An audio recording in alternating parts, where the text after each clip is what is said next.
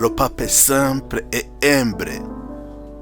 Le pape François, de son vrai nom, Jorge Mario Bergoglio, est le 206e pape de l'Église catholique.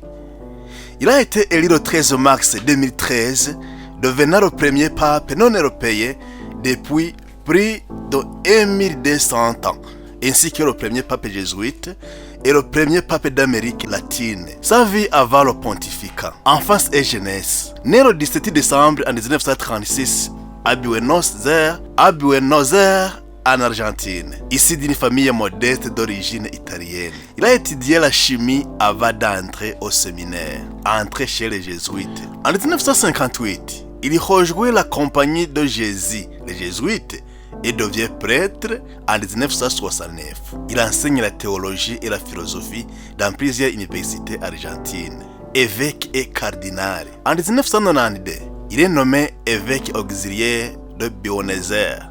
En 1998, il devient archevêque de Buenos Aires. En 2001, le pape Jean-Paul II le nomme cardinal. Il se fait remarquer par sa simplicité, prenant le but et cuisinant lui-même ses repas.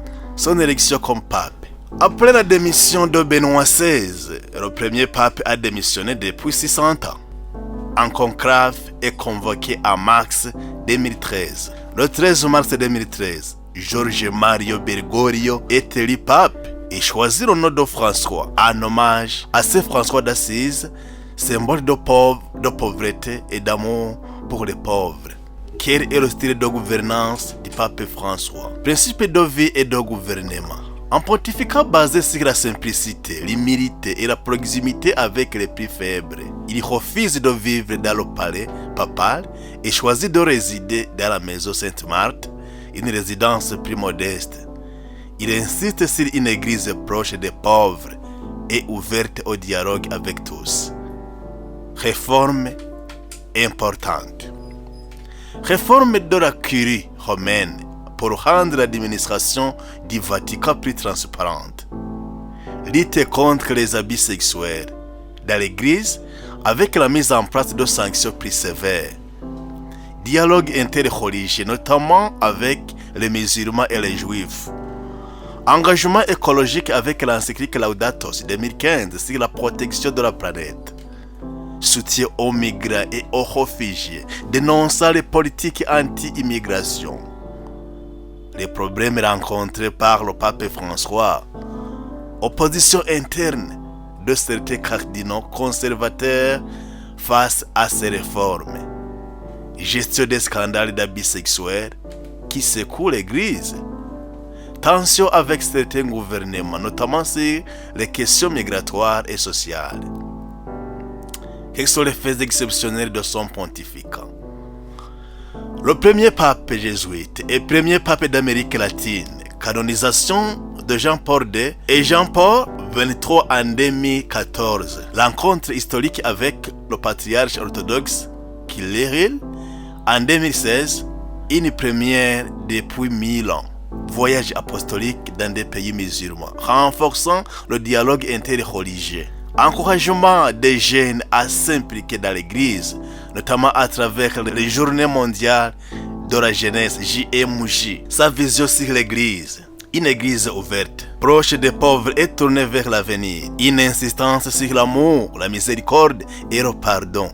Une invitation aux chrétiens à sortir de leurs églises pour aller vers ceux qui souffrent. Le pape François continue de marquer l'histoire par son approche simple et humaine du rôle du souverain pontife. Quel est l'état de santé du pape François actuellement? Le pape François, âgé de 88 ans, a été hospitalisé le 14 février 2025 à l'hôpital Gemelli de Rome à raison d'une pneumonie bilatérale. Depuis son admission, son état de santé a montré des signes d'amélioration progressive. Évolution de son état de santé. 7 mars 2025, la salle de presse du Saint-Siège a indiqué que le pape avait passé une nuit paisible et continué ses thérapies, y compris la physiothérapie motrice. Le 8 mars 2025, les autorités vaticanes ont rapporté une légère amélioration de son état clinique avec une bonne réponse au traitement. le pape est resté sans fièvre et les échanges d'oxygène se sont améliorés. Les analyses sanguines se sont également révélées stables. Cependant, le pronostic est resté réservé. Le 9 mars 2025, le Vatican a annoncé que le pape avait passé une nuit calme et que son état de santé était stable. Il a poursuivi cette thérapie, incluant la thérapie respiratoire et motrice.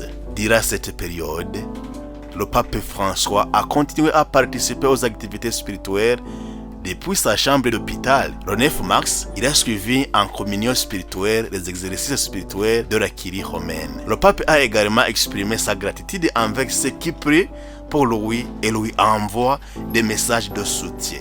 En date du 10 mars 2025, aujourd'hui où nous donnons ces enseignements, le pape François reste hospitalisé.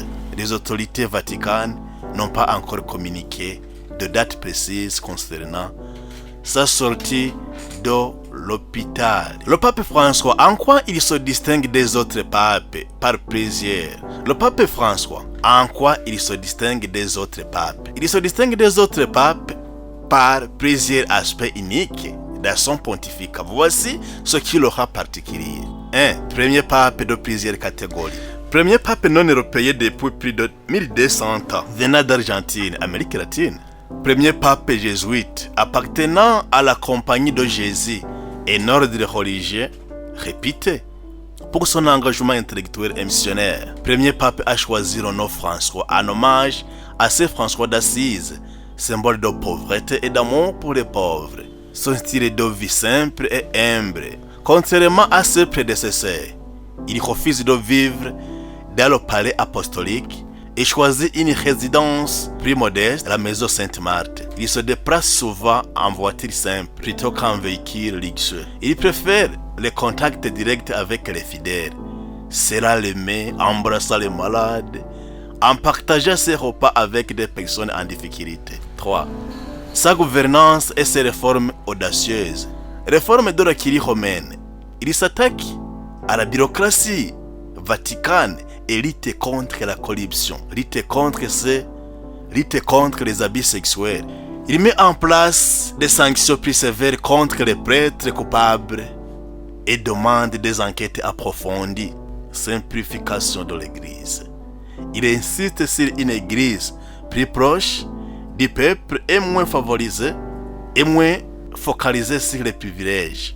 Dialogue interreligieux. Il cherche à rapprocher chrétiens, musulmans et juifs pour promouvoir la paix. Son engagement pour les pauvres et les migrants.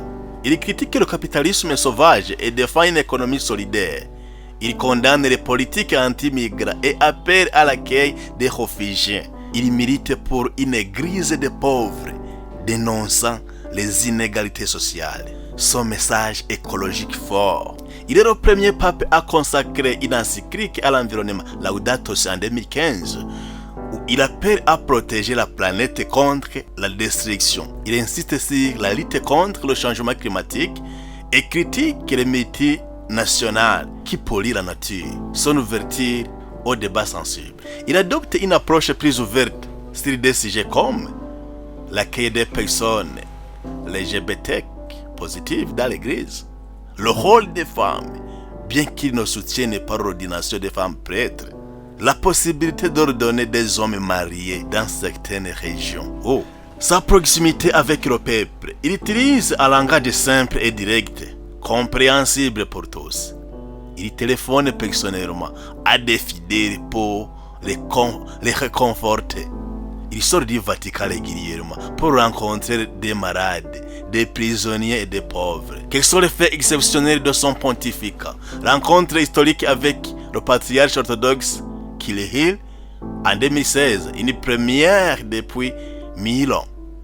Rencontre avec le grand imam d'Al-Azhar en 2019, marquant une avancée dans le dialogue islamo-chrétien. Signature du pacte pour l'éducation globale, appelant à une refonte de l'éducation pour un monde plus humain et solidaire. En conclusion alors, le pape François est un leader religieux atypique, marqué par l'humilité, la proximité avec les pauvres, le courage des réformes et son engagement écologique. il reste un pape qui bouscule les traditions, suscita à la fois l'admiration et critique, mais laissant une empreinte forte sur l'histoire de l'Église. Le pape François est connu pour ses paroles fortes et inspirantes qui marquent son pontificat. Voici quelques-unes de ses citations les plus exceptionnelles. C'est que l'humilité et la simplicité. Un chrétien qui ne porte pas sa croix n'est pas chrétien. Le pouvoir est un service. Si cela n'est pas compris ainsi, il devient arrogance et oppression. Dieu ne se lasse jamais de nous pardonner. C'est nous qui lassons de demander pardon. Si la pauvreté et la justice sociale, l'Église doit être pauvre et pour les pauvres. Ne pas partager sa richesse avec les pauvres, c'est les voler. Nous vivons dans un monde où quelques-uns sont très riches et beaucoup sont très pauvres. Ce n'est pas la volonté de Dieu. Si l'écologie et la protection de la planète, Dieu pardonne toujours. Les hommes parfois, la nature jamais. La terre, notre maison, semble se transformer toujours davantage en immense dépotoir. Ainsi que Laudato Si. Prenons soin de la création en don sacré de Dieu. C'est l'amour et la miséricorde. Qui suis-je pour juger en parlant des personnes LGBT positives? La miséricorde est le premier attribut de Dieu. C'est son nom. Un peu de miséricorde change le monde. Le moins froid est plus juste. C'est la jeunesse et l'espérance. Chers jeunes, ne vous laissez pas voler votre joie. Un jeune sans joie, c'est un jeune vieilli trop vite. Faites du bruit, sortez dans la rue, appelez aux jeunes lors des EGMJ. C'est la paix et le dialogue interreligieux. Construisons des ponts, pas de murs. La violence au nom de Dieu est une profanation du nom de Dieu. Personne ne gagne une guerre, tous la perdent. C'est l'Église et sa mission. L'Église n'est pas une douane, c'est la maison paternelle où il y a de la place pour chacun avec sa vie difficile. Une Église qui ne sort pas d'elle-même devient une Église malade. Les prêtres doivent sentir l'odeur de leur brebis, appellent à être proches des fidèles. C'est que la souffrance et la résilience. Même dans les moments les plus sombres, Dieu est là. Ne perdez jamais espoir. Dieu n'abandonne jamais ses enfants. La croix n'est pas un ornement, mais le résumé de l'amour de Dieu. En conclusion, le pape François est un homme de paroles puissantes, plein d'humilité et d'espérance. Il appelle sans cesse à un monde plus juste, plus écologique, et une église plus proche des pauvres et des exclus. Ces mots marqueront l'histoire du christianisme et du monde entier. Si nous parlons du pape Saint François, ou si nous parlons des papes, nous ne pouvons pas manquer de parler de la maison catholique, Basilique Saint-Pierre. La Basilique Saint-Pierre. Quelle est l'origine et l'histoire du Basilique Saint-Pierre? Le Basilique Saint-Pierre est situé au Vatican et est l'un des édifices religieux les plus importants du christianisme. Son origine remonte au 1er siècle sur le site présumé du tombeau de Saint-Pierre, l'apôtre de Jésus et le premier pape. En 224 après Jésus-Christ, l'empereur Constantin fait construire une première basilique sur le site. 15e siècle, la basilique médiévale menace de s'effondrer. Le pape Gilles décide en 1506 de construire une nouvelle église plus majestueuse. Construction. Plusieurs architectes célèbres y participent, dont Bramante, Lafayette, Michel-Ange et le Bernet. En 1626, la nouvelle basilique est achevée et consacrée sous le pape Urbain VIII. Les particularités architecturales. La basilique Saint-Pierre est un chef-d'œuvre de la Renaissance et du baroque avec plusieurs éléments remarquables. La coupole Michel-Ange, l'une des plus grandes du monde, offrant une vue panoramique sur Rome. Le Bardaquet de bronze, le Bernin, situé au-dessus de l'autel principal, il marque l'emplacement du tombeau de Saint-Pierre. La place Saint-Pierre, conçue par le Bernin, elle est bordée de 284 colonnes et de 140 statues de saints. Les sculptures et fresques, parmi les plus célèbres, la Pietà de Michel-Ange et le mosaïque de la nef. Quel est son rôle et son image pour l'Église catholique?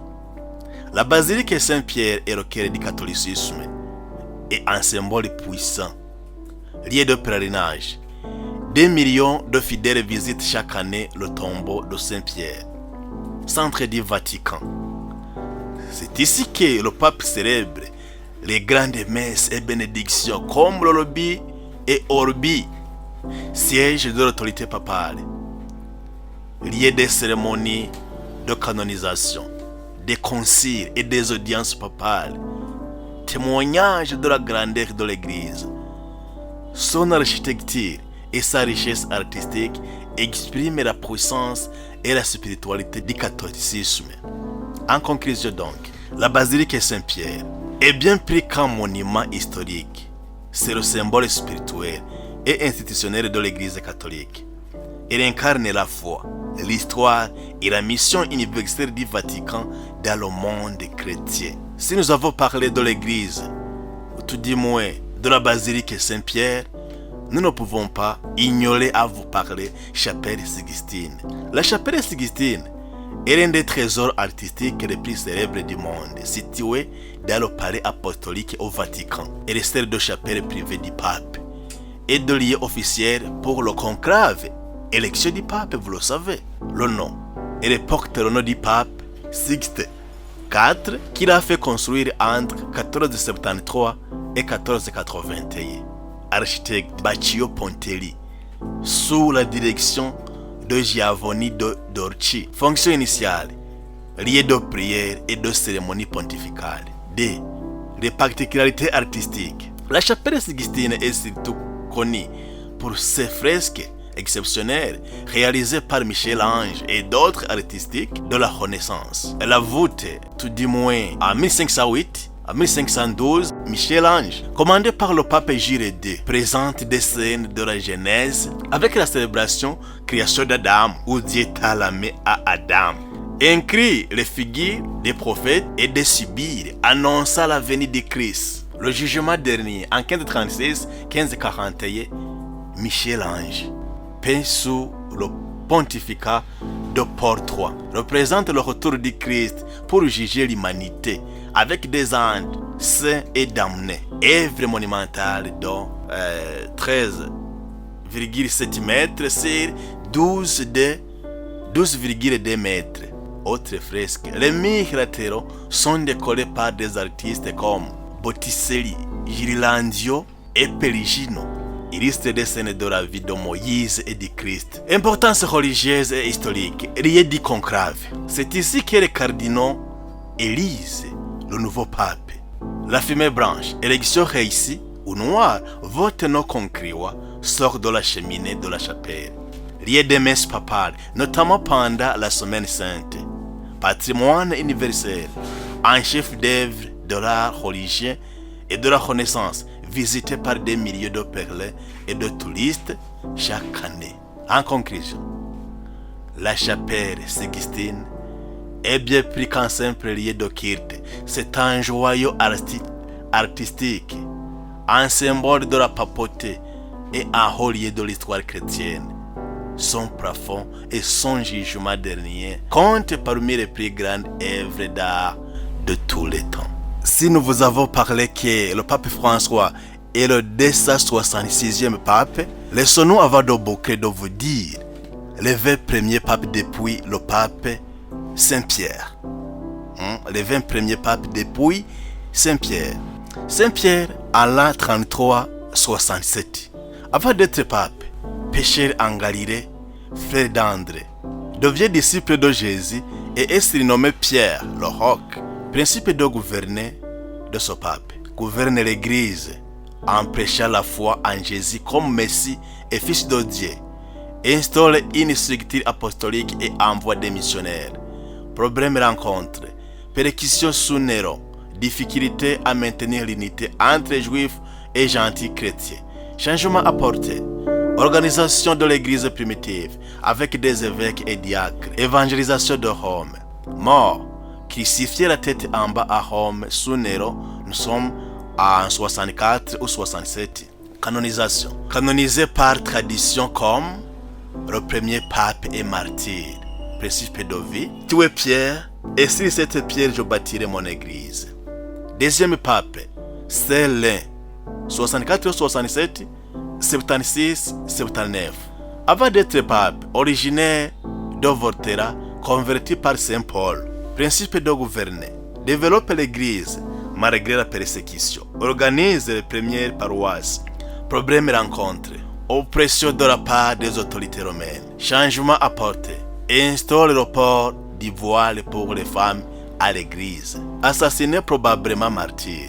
Il a été canonisé comme saint et martyr. Son principe de vie, fidélité et persévérance dans la foi. Le troisième pape, Saint Anacré ou Crément, 76 ou 79 jusqu'à 88. Avant d'être pape, d'origine grecque formé par Saint Pierre. Principe de gouverner. Construire, structure, le clergé et nomme des évêques. Problème qu'il a rencontré. Pression du gouvernement romain. Changement apporté. Réorganisation des fonctions liturgiques. Mort martyrisé sous Domitien. Canonisé comme saint et martyr. Principe de vie. Servir l'église jusqu'au sacrifice. Quatrième pape. Saint Clément Ier. 88-97.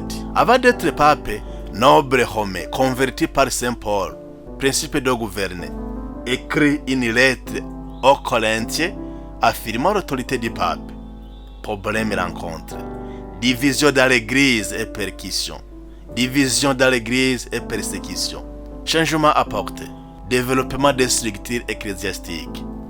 Mort, jeté à la mer avec une encre sous Trajan. Canonisation. Il a été canonisé comme saint et martyr. Principe de vie, unité et obéissance dans l'église. Le cinquième pape, Saint Évariste, 97-105. Avant d'être pape, juif, Antioche, convertito. Principe de gouverner.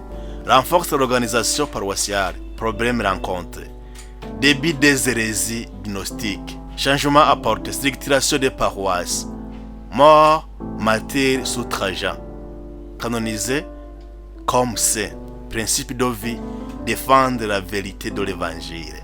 Le sixième pape, Saint Alexandre Ier, 105-115. Avant d'être pape, noble romain, éduqué dans la haute société. Principe de gouverner. Développement de la liturgie. Problème rencontré. Forte persécution sous Adrien. Changement apporté. Introduit l'eau bénite. Mort décapité sous Adrien. Canonisé comme saint et martyr. Principe de vie. Sanctifié la liturgie. Le septième pape. Saint Sixte Ier. 115-125. Principe de gouverner. Définition des règles liturgiques. Mort martyrisé sous Adrien. Huitième pape. Saint Thérèse-Fort. Saint Thérèse-Fort, 125-136. Changement apporté. Instauration de la messe de minuit à Noël. Mort martyr. Neuvième pape. Saint Hygiène. 136-140. Problème rencontre. Développement du gnostisme. Changement apporté. Organisation des hiérarchies ecclésiastiques. Dixième pape. Saint Pie Ier. En l'an 140-155 après Jésus-Christ, vous le savez. Changement apporté. Lutte contre les hérésies gnostiques. Onzième pape. Saint Anicée. 155-166. Changement apporté. Discussion sur la date de Pâques avec Saint Polycarpe. Douzième pape. Saint Soter. 166-175. Problème rencontré. persécution sévère. Changement apporté, développement des œuvres caritatives. 13e pape, Saint Élétère, 175-189. Changement apporté, accepte les premières conversions britanniques. 14e pape, Saint Victor Ier, à l'an 189-199. Changement apporté, uniformisation de la date de Pâques. 15e pape, Saint Zéphiré, 1999-217. Problème rencontré, multiplication des hérésies. Changement apporté, défense de la Trinité. 16e pape, Saint Calixte Ier, 217-222. Problème rencontré, opposition de l'antipape. Opposition de l'antipape Hippolyte. Changement apporté, pardon des grands péchés. 17e pape, Saint Hilbert Ier, 222-230. Changement apporté, favorise l'expansion de l'Église. 18e pape, Saint Poncier, 230-235. Mort déporté à Sardaigne, mort d'épuisement. 19e pape, Saint Anter, 235-236. Mort probablement martyrisé. 20e pape, Saint Fabien, 236-250. Avant d'être pape, laïque, élu pape par miracle. Changement apporté, organise l'église en diocèse. Mort, martyr, sous décès. Ces papes ont jeté les bases de l'église moderne malgré les persécutions. Leur principe de vie était la fidélité au Christ et à l'église, souvent jusqu'au martyr. Nous vous avons parlé chose antipape. C'est quoi l'antipape? Un antipape est une personne qui revendique le titre de pape sans être légitimement élu ou reconnu par l'Église catholique. En général, les antipapes apparaissent lors de crises ou de schismes, divisions au sein de l'Église, souvent soutenus par les factions politiques ou ecclésiastiques opposées au pape en place. Origine du terme. Le mot antipape est utilisé par l'Église pour désigner ces prétendants illégitimes en opposition au pape légitime reconnu par l'Église catholique romaine. Quelles sont les causes des antipapes? Schisme dans l'Église.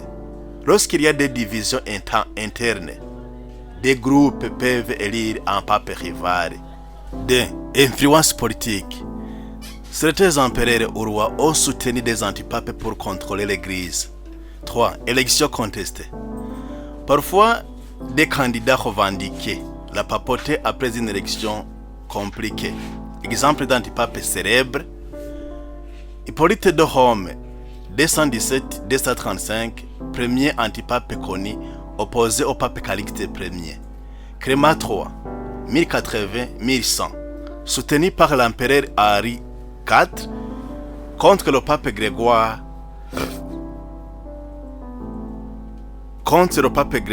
VII. 3. Jean 23, 1410-1415, un des trois papes rivaux dira le grand schisme d'Occident.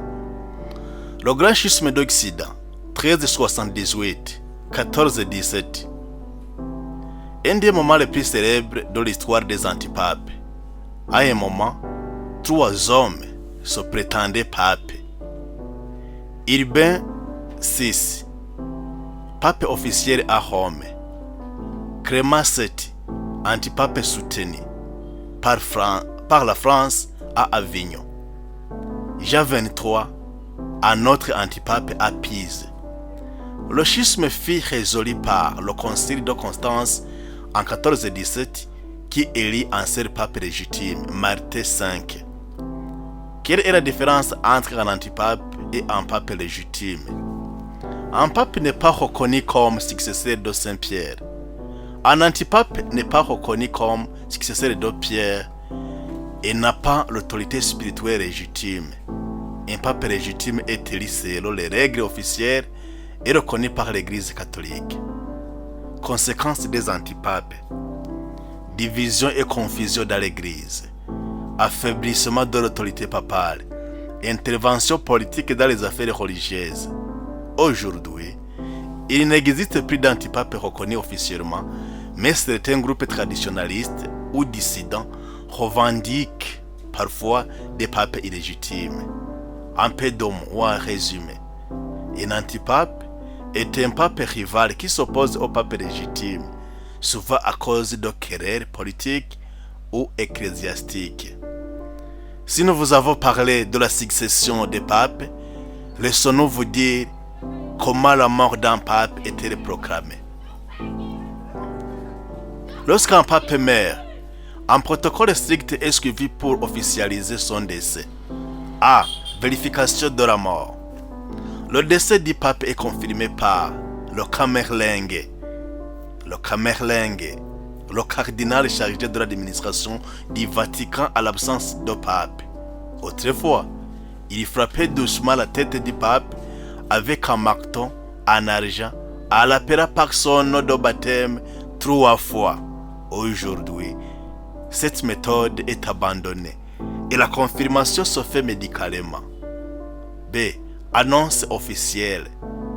Une fois la mort confirmée, le Camerlengue informe le doyen du collège des cardinaux. Le Vatican annonce officiellement le décès au monde entier. Les cloches de la basilique Saint-Pierre sonnent pour signaler la mort du pape.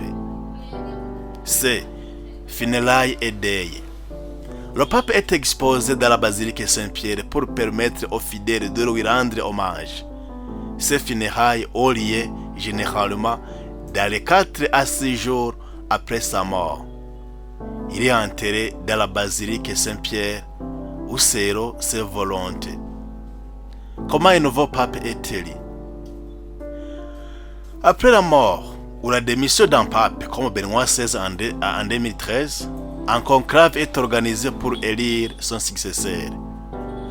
Période de transition, c'est vacante. Pendant cette période, l'Église est gouvernée par le Camerlengue, mais il ne peut pas prendre des décisions majeures. Les préparatifs du conclave sont organisés. Le conclave, élection du pape.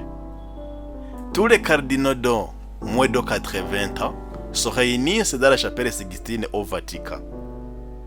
Ils sont enfermés sans contact avec l'extérieur jusqu'à ce qu'ils élisent un pape. Avant le vote, une messe spéciale est célébrée pour demander l'inspiration divine. Qu'en est-il pour le vote? Les cardinaux votent par bulletin secret. Pour être élu, un candidat doit obtenir les 2/3 des voix. Il peut y avoir plusieurs tours de vote jusqu'à ce qu'un consensus soit trouvé. La fumée blanche ou noire. Après chaque vote, les bulletins sont brûlés. Fumée noire, pas encore de pape élu. Fumée blanche, un nouveau pape a été élu. Acceptation du pape. Une fois élu, le nouveau pape est interrogé. Acceptez-vous votre élection? S'il accepte, il choisit un nom de règne. Exemple, François, Benoît XVI, Jean-Paul, ainsi de suite. Ça va dépendre du pape élu. Il est immédiatement revêtu de ses habits pontificaux. L'annonce au monde. Le cardinal protodiacre, le plus ancien des diacres, apparaît au balcon de la basilique Saint-Pierre et proclame « Habemus Papam », nous avons un pape. Le nouveau pape apparaît et donne sa première bénédiction Urbi et Orbi à la ville et au monde. Ainsi, le Vatican suit une tradition millénaire pour assurer la continuité de l'Église catholique. L'élection d'un pape alors est un processus unique qui ne suit pas des rites d'ordination habituels comme pour les évêques. Voici pourquoi et comment cela fonctionne. Le pape est déjà évêque. Un pape est l'évêque de Rome. Or, pour devenir pape, il faut être un homme baptisé dans l'église catholique et de préférence un évêque. Si l'élu est déjà évêque, ce qui est presque toujours le cas, il devient immédiatement pape après avoir accepté son élection. Si l'élu n'est pas évêque, car il doit être ordonné évêque avant de pouvoir exercer son rôle. Pourquoi n'y a-t-il pas d'ordination spécifique pour être pape? Contrairement aux évêques qui reçoivent une ordination sacramentaire, l'élection au pontificat n'est pas un sacrement. Le pape reçoit son autorité directement de son élection légitime par le collège des cardinaux, qui est inspiré par l'Église saint selon la foi catholique. Ce qui se passe après son élection. Une fois élu, voici les étapes principales. Acceptation de l'élection. Il dit « J'accepte » après avoir été élu. Choix du nom pontifical. Il prend le nom en hommage à un ou un ancien pape. Investiture immédiate. Il est immédiatement investi de son autorité en tant que pape. Il n'y a pas de rituel d'ordination car il est déjà évêque. Il est simplement introduit dans sa fonction lors d'une cérémonie officielle. La messe inaugurale. Après l'élection, une messe solennelle d'inauguration est célébrée à la basilique Saint-Pierre. Le pape reçoit le pallium, un vêtement liturgique symbolisant son autorité pastorale. Il reçoit l'anneau du pécheur qui représente le pouvoir pontifical. Il prononce une prière et une bénédiction devant les fidèles. À partir de là, il exerce pleinement son rôle de successeur de Saint-Pierre sans qu'une ordination supplémentaire soit nécessaire. Comment sont les funérailles d'un pape? Un rituel solennel et millénaire. Les funérailles d'un pape suivant. Les funérailles d'un pape suivent un protocole précis, empreint de tradition et de symbolisme. Elles durent généralement 9 jours et sont marquées par plusieurs étapes importantes. Après le décès du pape, A. Confirmation officielle de la mort. Le Camerlengue, cardinal chargé de l'administration du Vatican à l'absence de pape, confirme la mort du pape. Il informe ensuite le doyen du collège des cardinaux et les autorités du Vatican. Un communiqué officiel est diffusé au monde entier. B. Destruction de l'anneau du pécheur. Le Camerlengue brise l'anneau du pécheur, bague symbolisant l'autorité du pape, pour éviter toute falsification de documents officiels. Les sons papaux sont aussi détruits. C. Préparation du corps. Le pape est habillé en rouge, couleur du deuil des papes. Son corps est exposé dans la chapelle Sixtine ou la basilique Saint-Pierre pour permettre aux fidèles de lui rendre hommage. 2. La messe des funérailles. Cérémonie solennelle. Généralement célébrée sur la place Saint-Pierre, présidée par le doyen du collège des cardinaux si le pape est mort ou par le nouveau pape s'il a déjà été élu. Présence de chefs d'État, de dignitaires religieux et de milliers de fidèles. B. Rite funéraire. L'évangile est chanté en latin et en grec. Le cercueil du pape est béni et encensé. 3. L'inhumation du pape. Les 3 cercueils. Le corps du pape est placé dans 3 cercueils successifs. En premier cercueil, en cypre, symbolisant l'humilité. En deuxième, en plomb, scellé et marqué de son nom et de la date de son pontificat. En troisième, en bois de chêne, représentant la dignité, la mise en terre. Le cercueil est enterré dans les grottes du Vatican, sous la basilique Saint-Pierre. Avant d'être scellé, un document relatant sa vie et son pontificat est placé à l'intérieur. Alors 4. La période de deuil est novembriale. Pendant 9 jours après les funérailles, l'Église observe une période de deuil appelée le novembriale. Chaque jour, une messe spéciale est célébrée. Des prières sont récitées pour le repos de l'âme du défunt. L'élection du nouveau pape. Après les funérailles, le conclave est convoqué pour élire un nouveau pape. Ainsi, les funérailles d'un pape sont un mélange de tradition, de respect et de foi, marquant la transition vers un nouveau chapitre pour l'Église catholique. Merci de nous prêter une oreille attentive. Nous voulons boucler cette émission ici. Je pense que cette émission vous a fort aidé pour connaître beaucoup, pour savoir beaucoup sur la papauté dans l'Église catholique, tout en commençant par le pape François qui est actuellement le successeur, le 266e pape, successeur de Saint-Pierre. Si vous avez à commenter à propos de cette hiérarchie dans l'Église catholique, n'hésitez pas dans un commentaire. N'hésitez pas aussi de liker cette vidéo si vous l'avez aimé. Merci, que Dieu vous bénisse.